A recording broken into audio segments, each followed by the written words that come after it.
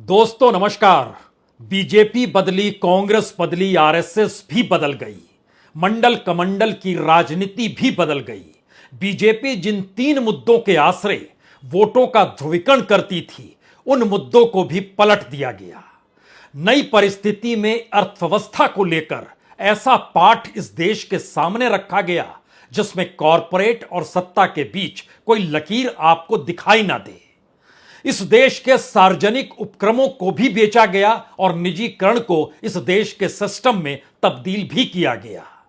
इस देश की करेंसी तक पर कब्जा किया गया। इस देश के संस्थानों को भी रेंगने के लिए मजबूर कर दिया गया।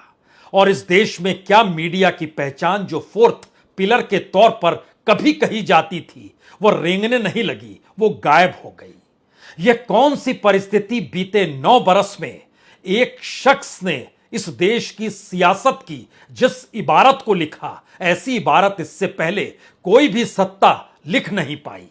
तो क्या 9 बरस के भीतर जो कुछ हुआ, 10वें बरस में वह सब कुछ पलट जाएगा, या 10वें बरस में वह खुद बदल जाएगा? यह एक ऐसी लकीर है जिसमें 10वें बरस में प्रवेश करते वक्त बीते 9 बरस का कच्चा चिट्ठा आपको याद रखना होगा। और याद रखने की जरूरत इसलिए है क्योंकि इस देश का सोशल बेस उलट चुका है। इस देश की इकोनॉमी पलट चुकी है। इस देश के भीतर में सामाजिक, आर्थिक, राजनीतिक परिस्थितियों में कुछ सियासत की ऐसी सोंधी महक आ गई है कि बिना उसके आप कुछ सोच ही नहीं सकते हैं। यूनिवर्सिटी के भीतर भी परिवर्तन की स्थिति आ गई। वाइस चांसलर हो या बड़े बड़े इंस्टीट्यूट में नियुक्त होने वाले प्रोफेसर्स हों, इन तमाम परिस्थितियों में कहीं आपको आरएसएस की महक नजर आएगी या फिर इस दौर में हिंदुस्तान से बाहर जाता हुआ इंटेलेक्चुअल क्लास नजर आएगा। इस देश के भीतर में धंधा करने वाले, बिजनेस करने वाले इस देश को छोड़कर बाहर जाते हुए की कतार लंबी दर लंबी नजर आएगी। और इसी दौर में आप यह भी देखेंगे कि जो आंकड़े सत्ता दिखा रही है, वैसा 75 बरस में यकीनी तौर पर कभी नहीं हुआ। लेकिन जो दिखाया जा रहा है और जो सच है, इन दोनों के बीच आज खड़े हो जाइए और इन 9 बरसों के 9 सवाल नहीं बल्कि 9 जवाबों के आश्रय उन परिस्थितियों को टटोलिए। क्या भारत के भीतर का वह ताना बाना जो संविधान के आश्रय बुना गया था, कहीं उसे भी तोड़ तो नहीं दिया गया है? और एक नई परिस्थिति इस देश के सामने राजदंड के आश्रय आकर खड़ी हो गई है। कल तक संविधान ही राजदंड था, मौजूदा वक्त में एक नया राजदंड हमारे और आपके सामने आकर बिल्कुल नई संसद भवन के आश्रय खड़ा हो गया है। ये सारी नई परिस्थितियों के भीतर आज एक एक मुद्दों के सहारे जरा चलने की कोशिश कीजिए।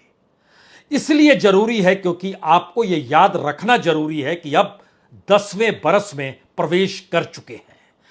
26 मई 2014 पहली बार इस देश का कोई प्रधानमंत्री शपथ ले रहा था तो तमाम पड़ोसी देशों के राष्ट्राध्यक्षों की मौजूदगी थी। एहसास यही हो चला था कि सबके साथ रिश्ते बेहतर होंगे, लेकिन गुटनिरपेक्ष आंदोलन खत्म हो गया और जो सार्क देशों को बुलाया गया था उसकी भी बैठकें खत्म हो गई, थम सी गई। इस दौर में अमेरिका से करीबी, नाटो के बहुत करीब होने की स्थिति, इसी दौर में युद्ध के दौर में रूस के साथ निकटता, और इसी दौर में अंतर्राष्ट्रीय राजनीति के भीतर चीन के साथ व्यापार, आकाश तक छूना और जमीन पर युद्ध की परिस्थितियों का सामना करना। कहां कहां क्या कुछ बदला। अगर एक तस्वीर इस देश के भीतर से शुरू करें तो पहला मुद्दा इस देश के भीतर में एक समुदाय को हाशिए पर ढकेल देने से शुरू करना ही पड़ेगा। मुस्लिमों की जरूरत नहीं है और मुस्लिमों को उनका वोट भी नहीं चाहिए, उनको टिकट भी नहीं देंगे। ऐसी परिस्थिति कोई सत्ताधारी पार्टी कहे इस देश के भीतर कभी किसी ने सोचा नहीं होगा। लेकिन मुस्लिमों को लेकर सीएए, एनआरसी का सवाल भर नहीं है, बल्कि जिस लोकसभा में जनता के नुमाइंदों की मौजूदगी होती है, वहां पर इस देश में बहुमत के साथ सत्ता की मौजूदगी में एक भी मुस्लिम आपको नजर नहीं आएगा। जबकि इस देश की 101 लोकसभा की सीट ऐसी है जहां पर मुस्लिमों का प्रभाव है और आप कल्पना कीजिए कि उसकी जरूरत नहीं है। इस पहले मुद्दे के अक्स तले यह भी समझिए कि 14 लोकसभा की सीट इस देश में ऐसी है जहां पर मुस्लिमों की मेजॉरिटी है। उसमें असम की 4 सीट, बंगाल की 3 सीट, कश्मीर की 3 सीट, केरल की 2 सीट, बिहार की 1 सीट है। इसके बाद 13 लोकसभा की सीट ऐसी है जहां 40% से ज्यादा मुस्लिम वोटर मौजूद है, लेकिन हमें जरूरत नहीं है। 30% से ज्यादा मुस्लिमों की मौजूदगी वाला 50 लोकसभा का हिस्सा इस देश के भीतर में मौजूद है और कुल 101 जोड़िएगा तो बाकी 20+ के हिस्से में आता है, यानी 20% से ज्यादा जहां मुस्लिम इस देश के भीतर मौजूद है। लेकिन हमें इसकी जरूरत नहीं है। इस 9 बरस का पहला पाठ इस देश के भीतर के एक हिस्से को अलग थलग करके देखने के नए तरीके से सोच को समाज के भीतर पैदा किया गया। दूसरी परिस्थिति इस देश के वोट बैंक के तौर पर उभरी।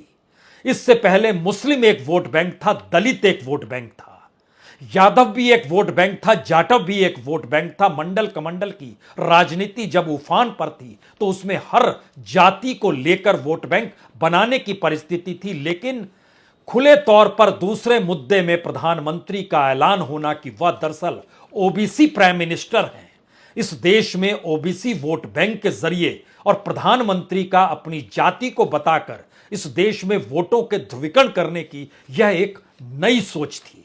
और खुले तौर पर नारे लगे Yadav minus OBC, Jatav minus Dalit. ऐसी राजनीति इस दौर में पहली बार खुलकर देखी गई, जहां पर सत्ता जो कमंडल के आश्रय चली थी, लेकिन कमंडल की उम्र पूरी हो गई।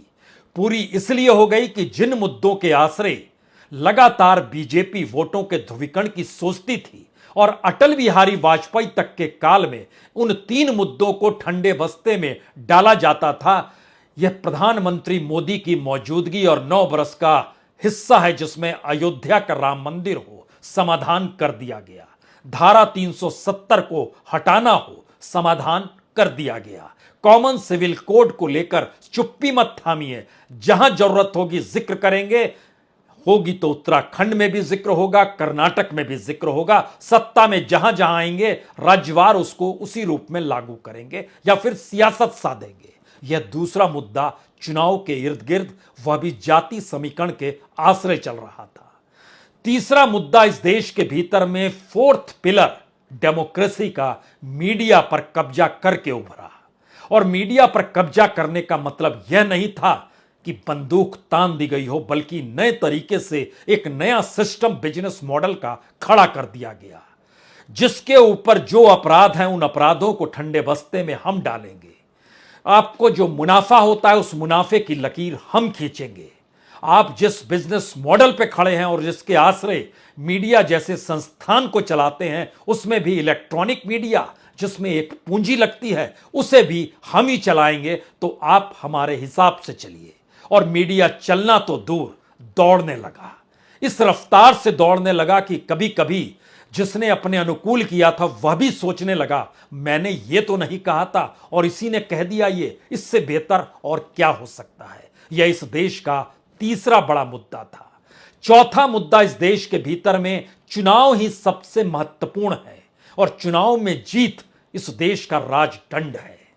और चुनाव में जीत का मतलब दूसरे की जीत के आश्रय रुकना नहीं है, 5 बरस का इंतजार करना नहीं है। चाहे वो कर्नाटक में विधायकों की खरीद फरोख्त हो, चाहे वो मध्य प्रदेश में हो, चाहे वह उत्तराखंड में हो, चाहे वह गोवा में हो, चाहे वो महाराष्ट्र में, राजनीति को तोड़ मरोड़ देना है, वह भी संवैधानिक पदों पर बैठे व्यक्तियों के आश्रय। लेकिन ध्येय एक ही है, सत्ता हमारी हो, चुनाव हमारे तरीके से लड़ा जाए। और इस दायरे में चुनाव आयोग की चुप्पी और खामोशी या कानूनों का बखान करने के बावजूद भी कहीं कोई एफआईआर दर्ज नहीं। राजनीतिक तौर पर यह एक ऐसा चौथा मुद्दा था जिसने भारत की संसदीय राजनीति को हिलाकर रख दिया। पांचवी परिस्थिति इस देश के भीतर में पहली बार सीबीआई को तो मनमोहन सिंह के काल में तोता कहा गया था, क्योंकि मान लिया गया था सत्ता जो कहती है सीबीआई वही बोलता है। लेकिन पहली बार सीबीआई के समानांतर समझ में आया इस देश को कि एक ईडी नाम की चीज भी है, इन्फोर्समेंट डायरेक्टरेट, जिसके दायरे में मनी लॉन्ड्रिंग आती है और इस देश के भीतर की करेंसी इस देश के बॉर्डर को नहीं देखती है। और जो भी सिस्टम बना उसमें राजनीति ब्लैक मनी के आश्रय जब चलने लगी, और जब राजनीति ब्लैक मनी पर सवार हो जाए तो उससे जुड़ा हुआ पूरा व्यापारिक तबका हो या बिजनेस हो या कोई भी परिस्थिति हो, उसमें एक झटके के भीतर हर पूंजी को किस तरीके से मनी लॉन्ड्रिंग से जोड़ डालिए, जो शेल कंपनियों का अंबार था उसके साथ खड़े हो जाइए। और एक के बाद एक लोगों को समझ में आने लगा सीबीआई यकीनी तौर पर तोता थी, लेकिन ईडी तो बाज है, जो झपट्टा मारेगी तो उसके बाद आपको कोई पहचान वाला नहीं बचेगा, कोई पहचानने की स्थिति में नहीं रहेगी। बरस भर के लिए वह किसी को भी अंदर कर सकती है, और यह ताकत कोई दूसरा नहीं, सुप्रीम कोर्ट ने दे दी। यह एक ऐसी परिस्थिति थी जिसमें पांचवें मुद्दे ने इस देश के तमाम पॉलिटिशियंस को अंदर से हिलाकर रख दिया। इस 9 बरस के भीतर का यह पांचवा मुद्दा कहीं बड़ा हो गया और यह मुद्दा सुप्रीम कोर्ट तक भी पहुंचा। लेकिन छठे मुद्दे ने कहीं ज्यादा बड़ा कमाल किया। यह छठा मुद्दा इस देश की करेंसी पर कब्जा करना था। करेंसी पर महात्मा गांधी की तस्वीर है, रिजर्व बैंक द्वारा जारी है, और इस देश के भीतर इकोनॉमी को बैलेंस करने की परिस्थितियां हैं। लेकिन एक झटके में इस 9 बरस के भीतर 2-2 नोटबंदियों को देखना, और उस 2 नोटबंदी के आश्रय जो भी कयास तो दूर की बात है, जो भी कहा गया वो सब झूठ भी साबित हो जाए, लेकिन करेंसी हमारे हाथ में रहे। आप करेंसी जमा कर नहीं सकते हैं, राजनीतिक तौर पर उसका उपयोग कर नहीं सकते हैं। सत्ता का ये पाठ पहली बार नोटबंदी के जरिए जब इस देश में आया तो लोगों को समझ नहीं आया कि दरअसल इससे इस देश का पूरा व्यापार कैसे चौपट होगा, मजदूर तबका कैसे सड़क पर आ जाएगा। लेकिन बेफिक्र होकर करेंसी को भी अपने हाथों में समेटने की ताकत इन 9 बरस में सत्ता ने खुले तौर पर दिखला दी। यह छठा मुद्दा था। जो 7वां मुद्दा उभर के आया उसमें कॉरपोरेट का एक अजीबोगरीब रंग निखर कर आया। यह रंग इससे पहले छुपाया जाता था और छोटे शब्दों में कहें तो क्रोनी कैपिटलिज्म कहा जाता था। लेकिन अब क्रोनी कैपिटलिज्म एक ऐसे सिस्टम में तब्दील कर दिया गया जहां कॉरपोरेट से अगर यारी है, दोस्ती है, तो इस देश की इकोनॉमी चाहे गर्त में चली जाए, लेकिन कॉरपोरेट का नेटवर्थ बढ़ना चाहिए और रफ्तार इतनी तेज कि इस देश के भीतर नहीं बल्कि दुनिया के मानचित्र पर उसकी पहचान हो। और जब वो मामला खुल जाए तो फिर खामोशी बरत लीजिए, कुछ ना कहिए। यह जिक्र अडानी कांड का है, यह जिक्र इस देश के उस कॉरपोरेट का है जिसके साथ यारी करते हुए सत्ता ने बतलाया इकोनॉमी ऐसे ही चल सकती है, हमारे पास कोई दूसरा उपाय है नहीं। इस 7वें मुद्दे ने इस देश के भीतर में एक नई परिस्थितियों को जन्म दिया, जिसमें कॉरपोरेट युग का बोलबाला नहीं बल्कि कॉरपोरेट के दौर की नीतियों ने, उसके प्रॉफिट ने इस देश के प्रॉफिट को मान लिया और इस देश की इकोनॉमी की रफ्तार कॉरपोरेट के बढ़ते नेटवर्क से जाकर जुट गई, क्योंकि असमानता इसी दौर में चरम पर थी। इकोनॉमी का पूरा हिस्सा बढ़ रहा था लेकिन गरीबी कहीं ज्यादा बढ़ रही थी। असमानता के पैमाने ने अंग्रेजों के दौर की याद दिला दी, लेकिन सत्ता बेफिक्र, क्योंकि यह 7वां मंत्र था। 8वें मंत्र ने तो कमाल कर दिया, अपनी ही पार्टी और अपने ही संगठन को बदलने पर मजबूर कर दिया। यह एक ऐसी परिस्थिति थी जिसको देश के भीतर कभी आरएसएस ने सोचा नहीं होगा। वही आरएसएस जिसके प्रचारक के तौर पर इस देश के प्रधानमंत्री निकल कर आए, उन्होंने आरएसएस को चुनाव जीतने वाले कैडर में तब्दील कर दिया। यानी कल तक जो इस देश के भीतर बहस मुद्दों के आश्रय आरएसएस की किसी विचारधारा को लेकर होती थी, वह एक झटके में गायब हो गई। क्या आरएसएस बदली और क्या बीजेपी बदली, किसी की कोई पहुंच पकड़ कहीं नहीं बची और सब कोई चुनाव को ही सबसे बड़ी विचारधारा में मानते चले गए। और इसका असर इतना व्यापक था समाज के भीतर कि विपक्ष के भीतर भी यही सत्ता की विचारधारा समा गई। और जरा कल्पना कीजिए कि इस देश में विपक्ष जो निशाने पर ले रहा है इन 9 वर्षों को संभाली हुई सत्ता के अगुवाई करने वाले प्रधानमंत्री नरेंद्र मोदी को, वह भी यह कहने से नहीं चूका, अब विचारधारा नहीं, जिसकी जहां ताकत होगी उसके साथ हर किसी को खड़े होना होगा विपक्ष में। ममता बनर्जी को ऐसा लगा जैसे इस देश में राजे रजवाड़ों की सरकारें आ गई हैं, जो ताकतवर है उसी के साथ सब खड़े हो जाइए। तो जो जहां पर सबसे बड़ा बलशाली होगा उसके पीछे पूरा समाज चल पड़ा। जहां पर कॉरपोरेट ताकत वहां कॉरपोरेट के पीछे, जहां कोई बाहुबली यानी ब्रजभूषण सिंह खड़े हों वहां भी पूरा समाज उन्हीं के पीछे। अपनी अपनी ताकत का एहसास हर कोई कराने लगा और सारी ताकत का पुंज तो एक जगह ही था।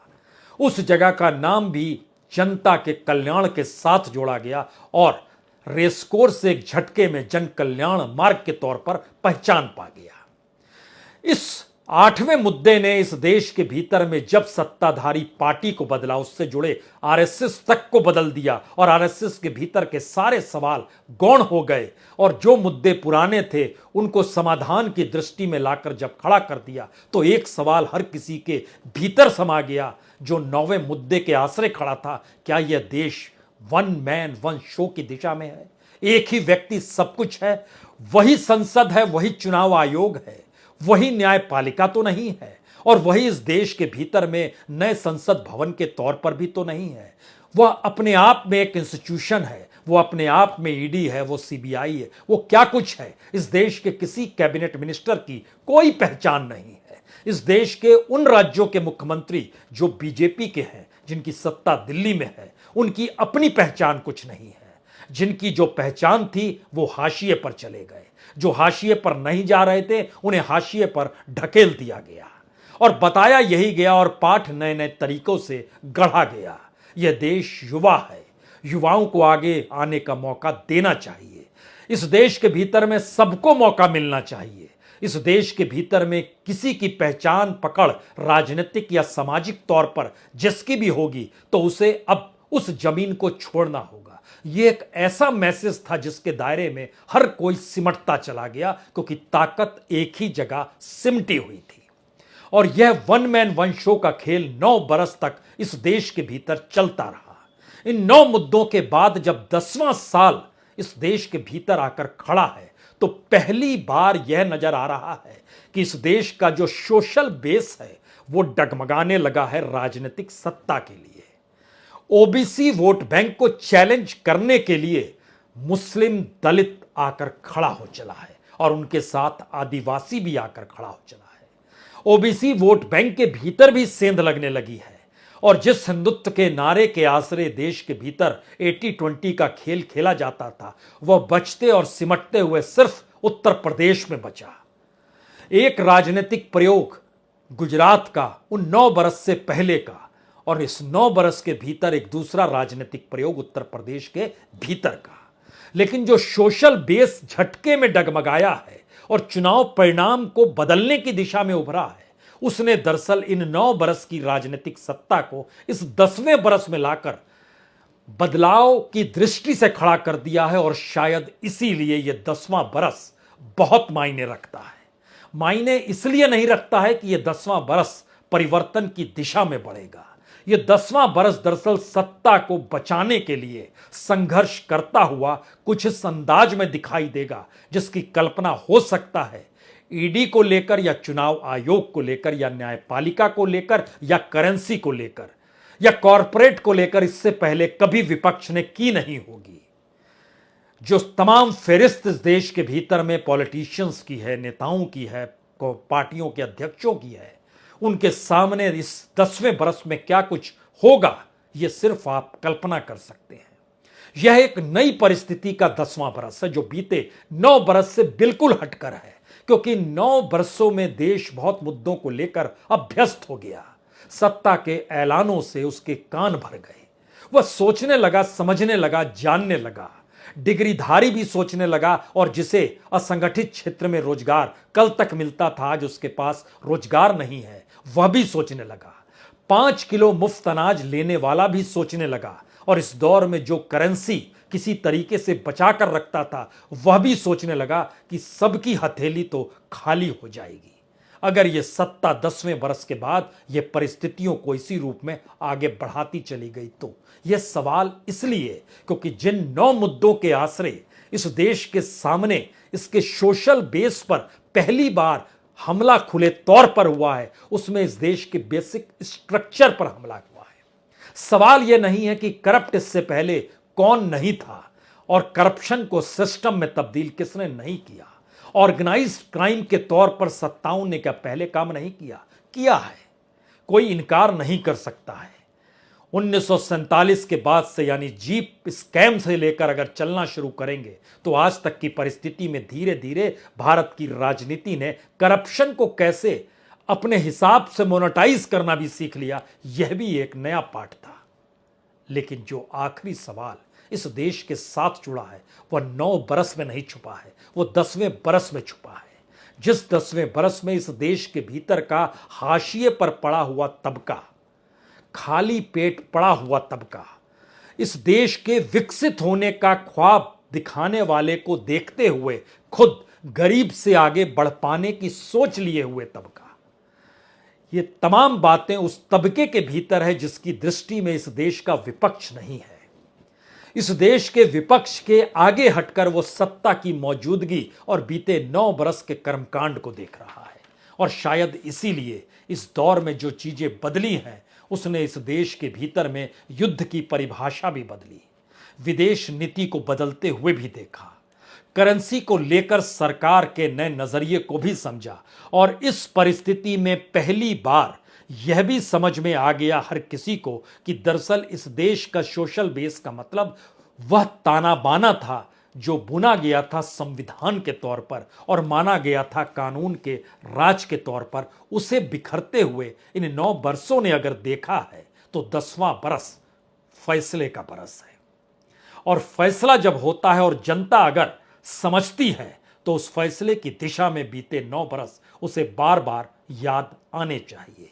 तो आखिर में एक बार उन 9 मुद्दों को याद कर लीजिए। पहला मुद्दा मुस्लिम हाशिए पर, दूसरा मुद्दा ओबीसी एक नए वोट बैंक के तौर पर, तीसरा मुद्दा मीडिया पर कब्जा, चौथा मुद्दा चुनाव सबसे महत्वपूर्ण चाहे खरीद फरोख्ती क्यों ना करनी पड़े, पांचवा मुद्दा सीबीआई के बाद ईडी का आना, छठा मुद्दा करेंसी पर कब्जा, सातवां मुद्दा कॉरपोरेट योग, आठवां मुद्दा आरएसएस की निष्क्रियता या उसको चुनाव की मशीन के तौर पर बदल डालना, और 9वां मुद्दा वन मैन वन शो।